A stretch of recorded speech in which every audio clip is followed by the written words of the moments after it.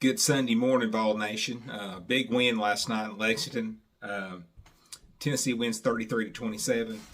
It was a cat fight. It was a tough win. Tennessee was able to run the clock out there and take care of business. I knew this was going to be a really hard game. I knew it was going to be very competitive, and I knew Kentucky coming off a bye week would be well rested and well prepared. A couple of things I want to touch on before we go into the stats on this game. Offensively, we played just about as good as you could possibly play. Running game over 200 yards. Passing game was very complimentary. Kept Kentucky honest where they couldn't load the box up.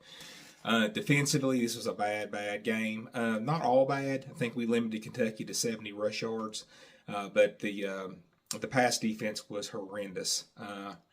Kentucky was I think 106th in the country in passing the football. They threw for over 300 yards on us in this game. That's unacceptable. Tim Banks gets an F-, in my opinion, on how he called this game. I know Kamal Hadden is out, but dude, you got to pressure the receivers. You got to get up on them. You can't give them 15 yards cushion. We're very lucky to win this game, and it was due in large part because Joe Milton, the running backs and the receivers and the offensive line bailed our defense out. But anyway, that's enough on that. Let's look at the stats and how this game played out. So anyway, like I said, Tennessee beat Kentucky 33-27. Total yards in this game, Tennessee had 481 total yards. Kentucky had 444 total yards. Very even game. When I go through these numbers, teams match up very well. This game could have went either way. If we'd missed a field goal here, if we would have missed a third down conversion here, the situation could have easily flipped. But Tennessee made the big plays in this game when we needed them. Passing yards, Tennessee had 228 passing yards. That's about on our average this year. I think we're averaging 220 passing yards a game, so that's right around our average. Kentucky was, I think, averaging 190 yards passing, 190 to 200 yards passing a game. They threw for 372 yards on us. He just Devin Leary had all day to throw, and he did play well. He did hit the receivers, but the receivers were wide open. There was no pressure. Tim Banks was running a lot of zone for the most part in this game, and we got no pressure on the quarterback in this game at all. Now rushing yards, we ran for 253 yards rushing. I think we were averaging around 220, maybe a little bit south of 220 on the year, so we were above our average on that. Ran the ball really well. And Kentucky had the 12th ranked rushing defense, so we did that on a very, very good rushing defense. So very, very pleased with Wright, Small, and Sampson. Did a wonderful job. Offensive line did a really good job as well. Rushing yards for Kentucky, they had 72. They kept Davis well under his average on the year. He was averaging over 100 yards rushing a game. So we did do a good job with him and limiting him. He did get a touchdown there rushing, but for the most part, we kept him under his average on everything. Yards per play. I did not see this happening. I thought this would be much lower, but Tennessee averaged 7.1 yards per play.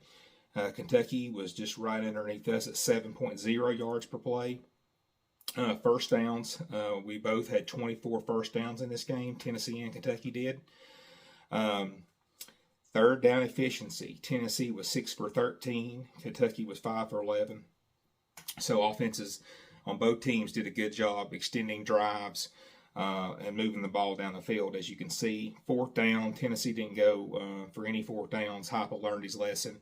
He didn't go for any fourth downs. He did line up to go for it on fourth down one time, but Kentucky jumped off sides. And then Kentucky was 0 for 2. We stopped them there on that one drive, a huge play earlier in the game. That was pivotal. Total plays in this game. Tennessee had 68 total plays. Kentucky had 63. did a pretty good job at limiting Kentucky's plays. I know when we played in Lexington a couple years ago, Kentucky had almost 100 total plays, so they did not extend the drives like they have in the past there in Lexington on us. Punts, Tennessee punted the ball twice, Kentucky punted the ball once. Penalties has raising its ugly head and bit us again. We had 9 penalties for 70 yards. Kentucky had 4. They had 4 penalties for 21 yards. There were no live ball penalties in this game, both in the Alabama and the Kentucky game. Our opponents have had no live ball penalties called on them. It's kind of crazy stat that in 2 games the referees have not called one live penalty on the opposing team. Turnovers, very clean game. 0 turnovers for both teams. Time of possession, Tennessee had the ball 26 minutes and 56 seconds. Kentucky had the ball for 33 minutes and 4 seconds. So, and that right there, I mean, Kentucky usually when we play them, they have the ball a lot longer than we do. I think you saw Tennessee's coaching staff trying to not go as fast at times than we have, trying to slow it down, making sure we get the right play executed properly. And we're doing that a lot more with Milton than we did with Hooker. We went a lot faster with Hooker, and I think a lot of that had to do with our receivers. We trusted them a lot more. But I will tell you this, receivers played much, much better. I don't think I saw one drop the whole game with the receivers. Milton was much better. He was on target. He was precise. He ran the ball well, made good decisions. This was the best game Joe Milton has played as a Tennessee ball, bar none in my opinion. He was amazing, and I tip my hat to him. This is 2 games in a row. He's played very well, and he's played well enough for us to win. He played well enough for us to win against Alabama, and we lost. But anyway, we get the win in Lexington. Big, big win. I'm just very, very pleased.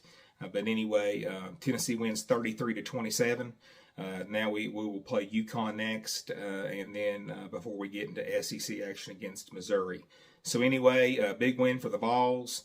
I'll see you all again in the next couple days. Go Vols.